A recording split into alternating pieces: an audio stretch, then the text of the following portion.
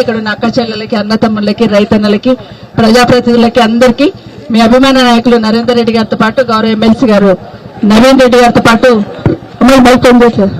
నవీన్ రెడ్డి గారితో పాటు అందరికీ కూడా నమస్కారాలు తెలియజేసుకుంటూ శివప్రభు పటేల్ గారిని, అదేవిధంగా వైస్ చైర్మన్ విజయ్ కుమార్ గారు, ఎంపీపీలు, ఎక్స్ ఎంపీపీలు, ఎక్స్ జెడ్పీటీసీలు, సర్పంచులు, మాజీ సర్పంచులు అందరూ కూడా పేర్కొన్న అందరికీ నమస్కారాలు తెలియజేస్తా ఉన్నాను.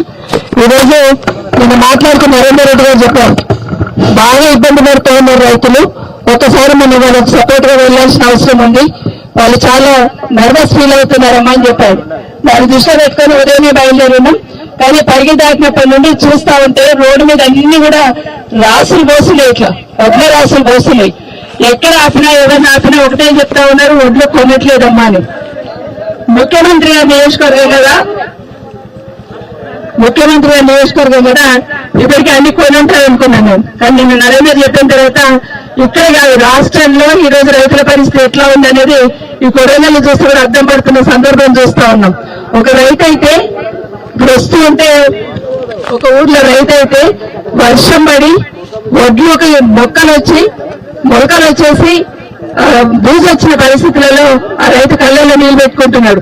అమ్మ 20 days నుండి ఎదురు చూస్తున్నా, 20 రోజుల నుండి ఎదురు చూస్తున్నా, కనీసం సంచులు కూడా ఇవ్వలేదని.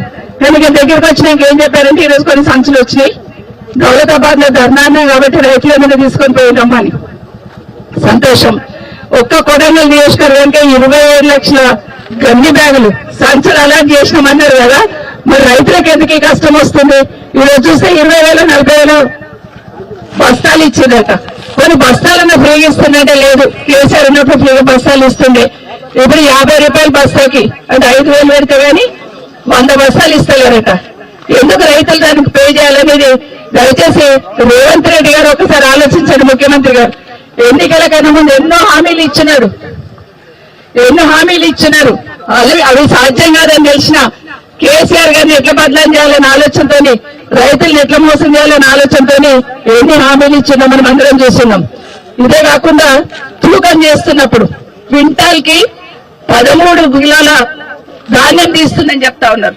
10 కిలోలు వీళ్ళు తీస్తే 3 కిలోలేమో రైస్ మిల్స్ వాళ్ళు తీస్తున్నారు, 13 కిలోల తరుగు తీస్తుందని చెప్తా ఉన్నారు. రేవంత్ రెడ్డి గారు ఇటేమో సంచులకి డబ్బులు ఇవ్వాలి, అక్కడేమో తరుగు తీయబట్టి రోడ్ల మీద ఎండబెట్టి అవి ఊడ్చి చేసే లోపలనే అలా ఆడకొంత పోతా ఉంటాయి. వర్షం వస్తే అడ్డుపోతా ఉంది. హమాలీలకు సంబంధించి కూడా ఇబ్బంది, లారీలు రావు. మరి రైతు ఏం చేయాలో ఒకసారి చెప్పాల్సిన అవసరం ఉంది రేవంత్ రెడ్డి గారికి.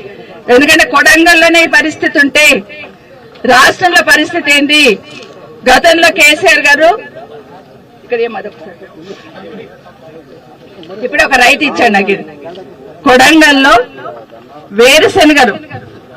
వేరుశనగలు అమ్మితే దాంట్లో కూడా స్కామ్ చేశారని. ముఖ్యమంత్రి గారి నియోజకవర్గంలోనే ఈ పరిస్థితి ఉంటే రైతుల పరిస్థితి రాష్ట్రంలో ఎట్లుంది అనేది ఖచ్చితంగా ఆలోచించాల్సిన అవసరం. మా నరేందర్ చెప్పాడు, ప్రైవేట్ వాళ్ళకి నమ్మకండి, ప్రైవేట్ వాళ్ళకి అమ్ముకోవద్దు, కొనకపోతే ప్రభుత్వం కొనకపోతే కొడంగల్ క్యాంప్ ఆఫీస్ కూడా పోతాం, అన్ని క్రాసులు అన్ని తీసుకురావడం పోతాం. కొంటారా కొనండి, వారం రోజులలో మళ్ళీ వర్షాలు వస్తాయి, అంత లోపల కొనకపోతే రైతన్నలందరూ బండి కట్టుకొని తీసుకొని పోయి ఎడవస్తాము, ముఖ్యమంత్రి గారు క్యాంప్ ఆఫీస్ దగ్గర వస్తాం. నిన్నగాక మొన్ననే కొడంగల్ వచ్చినప్పుడు ఏం చెప్పారు ముఖ్యమంత్రి గారు? నాకు పార్టీలతో సంబంధం లేదు, మీ బిడ్డ ఉన్నాడురా, మీరు ఎన్నైనా కొంటా, ఎంత డెవలప్మెంట్ అయినా చేస్తా, పార్టీలు పక్కన పెట్టుకోండి అన్నారు. ఇప్పుడే మా మైపాలు చెప్తున్నారు, ముఖం చూసి బొట్టు పెట్టినట్టు పార్టీలను చూసి కొంటున్నారమ్మా అని చెప్తున్నారు. మరి రైతును కూడా పార్టీ పరంగా చూసి ధాన్యం కొంటున్న దౌర్భాగ్య ప్రభుత్వం ఏదంటే ఖచ్చితంగా కాంగ్రెస్ ప్రభుత్వమే. ఇప్పటివరకు ఎప్పుడు చూడలే. రైతును కూడా పార్టీ పరంగా చూసిన నాయకుడు ఎవరైనా ఉన్నారంటే ఈరోజు మీ ఎమ్మెల్యే గారు, మన ముఖ్యమంత్రి గారు అని తెలియజేస్తా ఉన్నాను. ఇక మా హనుమంత్ గారు చెప్పాడు, ఏం చెప్పాడు? 2 ఎకరాలు ఉందమ్మా నాకు, 1 ఎకరకే పడ్డది అంటున్నారు. వాస్తవమే, కేటీఆర్ వచ్చి ధర్నా చేస్తే పడుతుంది, ఎంపీ ఎలక్షన్ వస్తే రైతు బంద్ చేస్తాడు, సర్పంచ్ ఎలక్షన్స్ వస్తే రైతు బంద్ చేస్తాడు, ఏమీ లేకపోతే ఎగ్గొడతాడు. ఇప్పటికీ రాష్ట్రంలో ఈ ముఖ్యమంత్రి గారు వచ్చినాక ఇప్పటికీ 3 సార్లు రైతు బంద్ ఎగ్గొట్టి 2 సార్లు వేసినావు, అది కూడా ఈ 2వ సారి 1 ఎకరకే వేసినావు. మరి కేసీఆర్ గారు ఉన్నప్పుడు నేను అట్లా అనలేం కదా. ఇప్పుడు నవీన్ చెప్పినాడు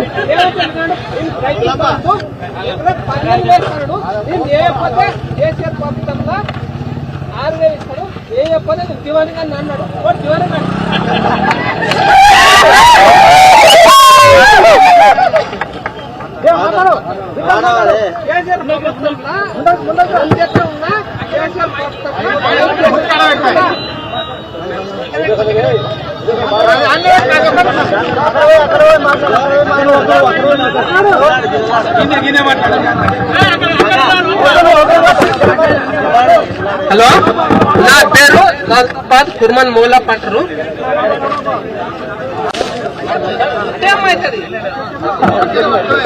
నా పేరు షాపాల్ మూల పట్టరు, ఇంటి పేరు కుర్మూల పట్టరు. రైతు బంధు కేసీఆర్ కోసి మీటింగ్ అయ్యేటప్పుడు ఏమన్నా అంటే, నేను దివానగానే ఇక్కడ కేసీఆర్ 6,000 ఇస్తే 10,000 వేస్తాడు. కేసీఆర్ ముఖ్యమంత్రి ఉన్నప్పుడు ఎకరాకు 6,000 6 నెలలకు ఒకసారి మంచిగా వచ్చినాయి మాకు. ఇది రేవంత్ రెడ్డి ముఖ్యమైనప్పుడు 3 సార్లు ఒక్కసారి వస్తాయి, ఒకటిసారి వచ్చినాయి. 6,000 ఒక్కసారి వచ్చినాయి. ఇక లేవు.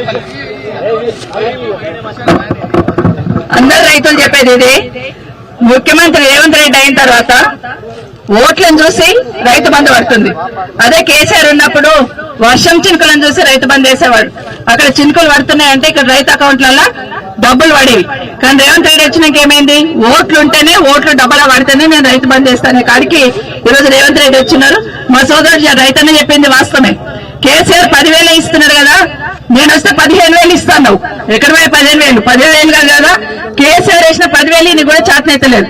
సన్నాలకి బోనస్ అన్నాడు. ప్రధానమంత్రి అదే అడుగుతున్నా. పోయినసారి వడ్లమ్మిండట, మరి ఎక్కడ పోయినా బోనస్? ఇప్పటివరకు బోనస్ ఇవ్వలే. మన వికారాబాద్ లో పోయిన వర్షాకాలంలో రైతుల పంటలన్నీ మునిగిపోయినాయి. ఓన్లీ ఎక్కలేసిందిగా నష్టపరిహారం ఇస్తామని, తీరా చూస్తే ఇప్పటికి ఒక్క ఎకరకు నష్టపరిహారం రాలే. ఏ రకంగా చూసినా రైతులను ముంచుతున్నాడు రేవంత్ రెడ్డి అనేది మన అందరికీ తెలుసు. ఈ రోజు ఇక్కడ ఉన్న రైతులకు అందరికీ కూడా ప్రతి మండలంలో ఇప్పుడు ఇక్కడేమో గన్ని బ్యాగులు ఇచ్చిన్నావు. అదే దుద్దాడలో, బొమ్మరాజ్పేటలో, దుద్దాలలో ఇప్పటి వరకు రైతులకి గన్ని బ్యాగులు ఇవ్వలే, లిఫ్ట్ చేయలే. కరోనా వచ్చినప్పుడు కూడా రైతులను కడుపులో పెట్టి కాపాడుకున్నారు కేసీఆర్ గారు. వాళ్ళకి ఇబ్బంది కాకుండా గన్ని బ్యాగులు ఇచ్చి ఆ బ్యాగులను లిఫ్ట్ చేసి స్కూళ్లలో పెట్టుకున్నాం. కావాలంటే లేదు, ఇక్కడ ఖాళీ లేదంటే కరీంనగర్ కూడా పంపించిన సందర్భాలు ఉన్నాయి. కానీ అట్లా లేకుండా ఫంక్షన్ బుక్ చేసుకున్నాం. కానీ అట్లా లేకుండా ఈరోజు రైతులను గాలికి వదిలేసి రైతులను గోస పెడుతున్న ప్రభుత్వానికి బుద్ధి రావాలంటే రైతులు తిరుగుబడే రోజు తొందరలోనే ఉంది. కొడంగల్ అన్న మొత్తం రాష్ట్ర పరిస్థితి రైతులది ఇట్లాగే ఉంది. రైతులకు అందరికి అందబట్టి ఇమీడియట్ గా కొనుగోలు పూర్తి చేయాలని ఈ ముఖ్యమంత్రి గారిని డిమాండ్ చేస్తా ఉన్నాను. 11,000 ఎకరాలు సాగు చేస్తే గన్ని బస్తాలు 3,40,000 గన్ని బాగులు అవసరం పడితే ఇప్పటి వరకు 1,00,000